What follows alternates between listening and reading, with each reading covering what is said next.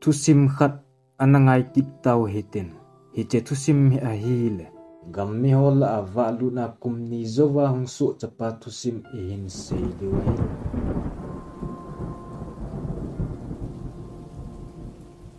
Masang lai chun kung khat su lam gam zonin anachien. Hiche kung sunga chun mihim zale som nga atovin. Hiti chun kipa ten su lam gam zon chun achievin ahile tuipi lailung apha uvahin. Huipi ahong nungin tuipi akinongin. Hiti chun hetman lovin gu ahong zon. Hito bang tu sit ato 𝐓𝐻𝐿 chun kong zong ache be thei tapun azo zo na hen. Kong sung chun tui ahong lut in hiti chun all in tuipi nuai lam zonin ahlum tan. Hiche kong sunga chun pasal khat tui zap them ta a umen. Hinla ama pa zong su cha dingin akinem tapon. Chubang chun hiche kong chu hetman lovin tuipi nuai lamin akile alut tan. Hinla kong akile alut zo chun hui chu akitol mang pai tan. Hiche phat chun pasal pa chun tui azab in konga kisu to thinglen ta khat chunga hin akal do in. Mi pi ho chu hu do ding atien. Hinla tui zap thei a hi lo 𝐬𝐻𝐿 chun abonun tui nuai lamin akile alut on. Mi hem mu ding a tapon. Hiti chun achang se en mi hem ho chu hin holin a hi le phat sot thim zo hen.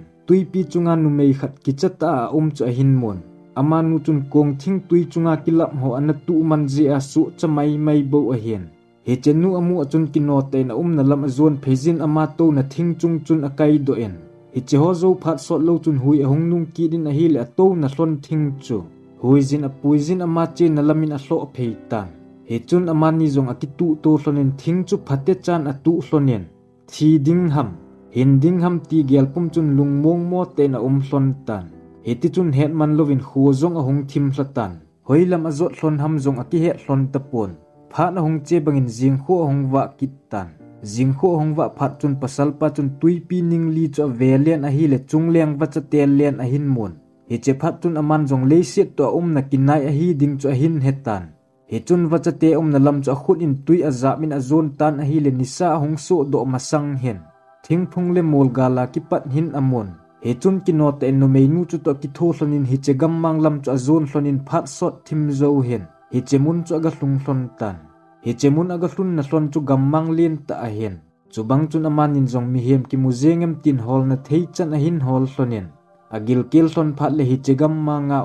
Ne thei an che lo hing ho aselin anezi hlonin. Abang kom hile pasal pa chun tuipi panga nga ho ha asate en aman zin. Hi che ho chu aselin anezi hlonin athisan adon zi hlonin. Hi ti chun ni se en mi hem te na ding. Ho na dinga agin chat na hlon lam azon zi hlonin. Hinla ni thum hlin ni gezin koi ma amu hlon pon.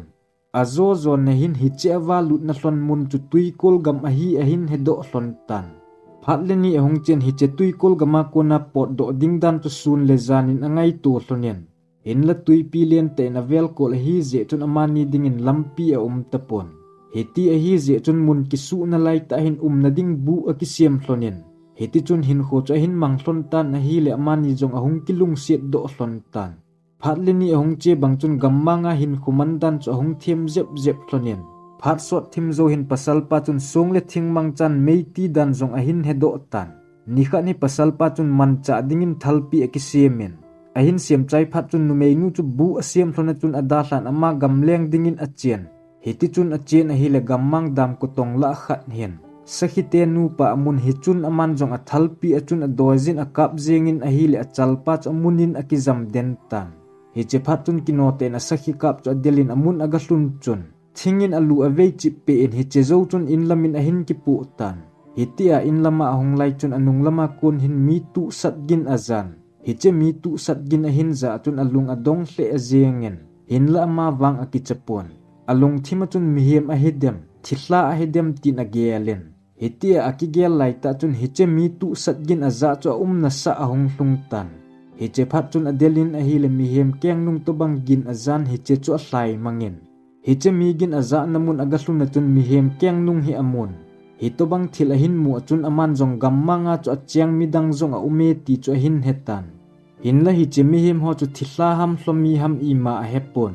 Chu bang chun chom khat zovin a sakhi kap chu po phejin in lam chu hin zon tan. In aga hlun chun nu mei nu chu vadung pangin nom ten anaki chemen. He chun aman zong nu mei nu chu ko phejin sakhi sa chu sem hlonin ki pa ta chun aki go hlon tan.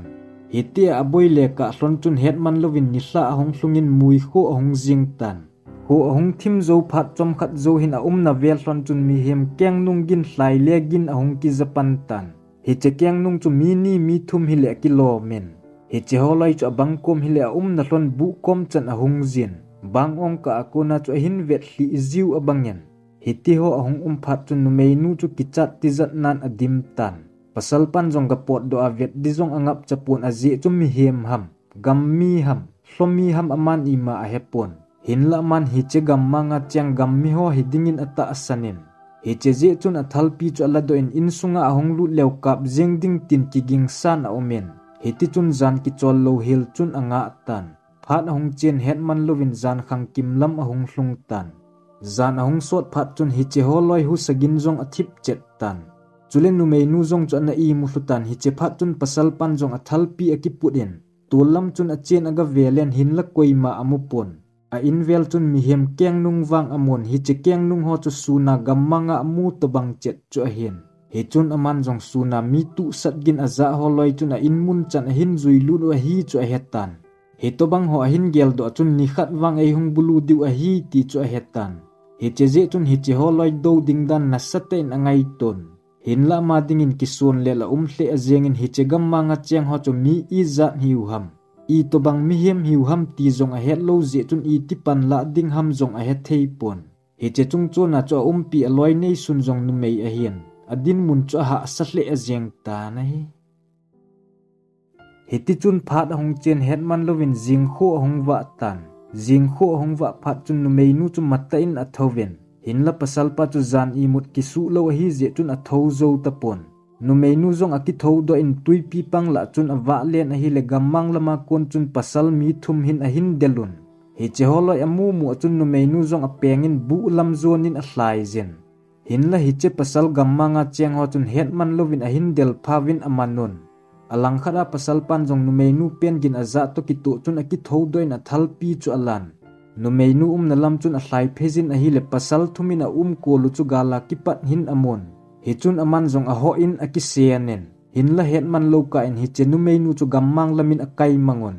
hi che phat chun pasal pan jong anungu chu adelin phat sot ta adel nungin jong amutapon nu mei nu hu sagin le mi hem dangin him azatapon hi ti chun hol na thei chan a holin a hi le sun kim la hin thisan azui do en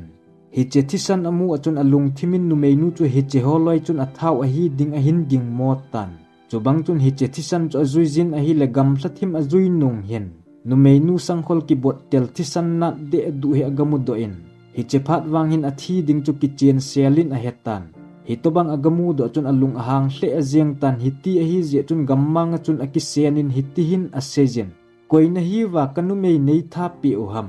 akingap chan hi lo kamasangin hungin tin a sejin akitom tan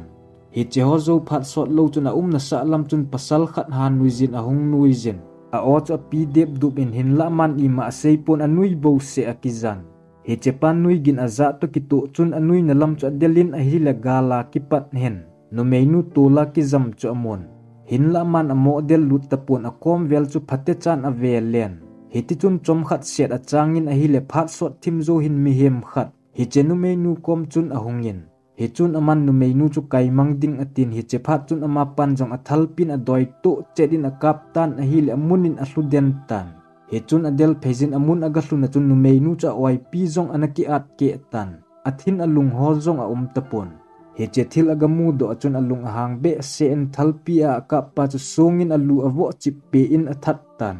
hi che mi pa phate cha aga mu do chun hi che holoi chu gammi a hiu chu man jong a hetan hi che pa tha zo chun nu mei nu long chu po phezen a na bu kom chun phate chan a vuizin a song jong atun pe tan hi che ni hla lam hin ama pa jong ina konin a pot do in ko ma thing chungin a kal do en gammi ho a hung ding chu a chang tan hi tia a to phat sot thim zo hen pasallin ta mi thum a hungon in chu hung vel ko lewin hin la ina chu lut ngam a pon ama pan jong hi che holoi amu achun a thalpin a doizin pasal khat chu ka min a hi le munin a hluden tan hetia aloi pau a hlu phat chun khat teni chun aloi pau chu da hlonin azam hlon tan hi che mi hem thalpi a ka pa chu ding gozin hin la thalpin a kha hi ta je chun a ding do zo tapon hi che phat chun ama pan jong thalpin akap kidin a hi le chat jong achat tapon hin la thinga kon chun akum thlapon aloi ho hung ding chu anga azingen hi ti chun phat hong chen jingka nai lam hin gammi phabep ahung kid on hi che phat wang hin gammi ho jong atam hle azeng tan in namun ahung hluna wachun mei a hin ti un in chu hal hlawin aki hal hla phat chun pasal khat pa chu athidanin agelon akipa thei hle azengon hiti akipa ta lai zawachun ama pan jong thing chunga kon chun ban nei chan thalpin akamin a hi le mi thum ham hi so chan adang se chu munin athikit tan he che ho zo phat so lo chun jingkho ahungwa hlatan jingkho ahungwa phat chun ama pa jong thing chunga konin akum hlan hi chelai mun ot do ding dan angai to tan aje chu gammi na gam a hi je chun ama dinga lungmonga na thei a hi tapon ahin mat kha ni le athi te ding a ki het a hi tan chubang chun kino ten thing le golien ho akai gomin kong akisemin asim chai chun tuipi chung chun ahung ki tolin hitia ahung ki tol ni khat zo hin kong len ta khat ni agal mun hi che phat chun ama pan jong akhut azap en a on nei sunin a pengin a hi le kongan na tong hon a hin mu do on hi chun kino ten hi che mi pa cha na hu do on hi ti chun dam selin agam lamin anatha ta venai chubang chun hi che tui kol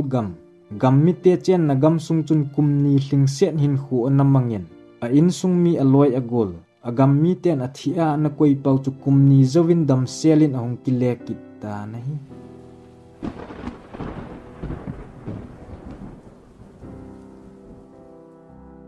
thusim akichai tai